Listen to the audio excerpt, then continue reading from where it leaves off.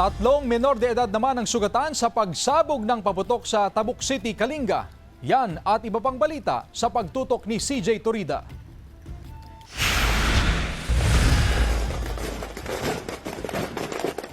Ganito ang eksena 5 minuto bago mag-alas 12 ng hating gabi noong December 31 sa Tabuk City Public Market. Nagsitakbuhan ang ilang individual sa labas ng kalsada dahil sa pagsabog ng mga ibinebentang paputok sa mga stall. Sa kuha ng CCTV, makikita ang sunod-sunod na pagputok ng mga firecracker. Hindi patukoy ng otoridad kung sino ang nagsindi ng kwitis na umunoy pinagmulan ng pagsabog at pagkasunog ng mga panindang paputok. Sinindihan po sa may tapat ng pinagdidisplayan ng firecrackers. Padireksyon po doon sa pinagtitindahan, sakto po na ina-shoot doon sa may timbang may nakalagay na mga kwitis. Nasunog ang ilang bahagi ng katawan ng tatlong lalaking edad 10 hanggang 15 na nasa lugar na pinangyarihan ng insidente. Minomonitor ang kanilang kalagayan sa ospital.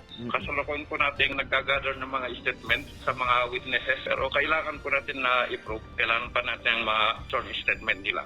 Kabuuang 11 stalls ng paputok ang nasunog. Inaalam pa ng otoridad ang danyo sa sunog. Hinihintay ng Tabuk City Firecracker Vendors Association ang magiging resulta ng investigasyon bago gumawa ng legal na hakbang kontra sa hindi patukoy na nagsindi ng paputok na naging sanhi ng insidente. Samantala, 3 bahay ang nasira matapos sumabog ang isang improvised firecracker sa Malolos, Bulacan. Nabasag ang ilang bintana at bumagsak ang mga yero ng mga apektadong bahay. May 9 na busting na pinsala. Sa inisyal na investigasyon ng Barangay Santiago, 5 kilong pulbura ang laman ng improvised firecracker. Pinaputok daw ito sa isang bakanteng lote malapit sa mga bahay at paradahan ng mga bus. May person of interest na raw ang PNP batay sa hawak nilang kopya ng CCTV footage sa lugar. CJ Torida, One North Central Luzon.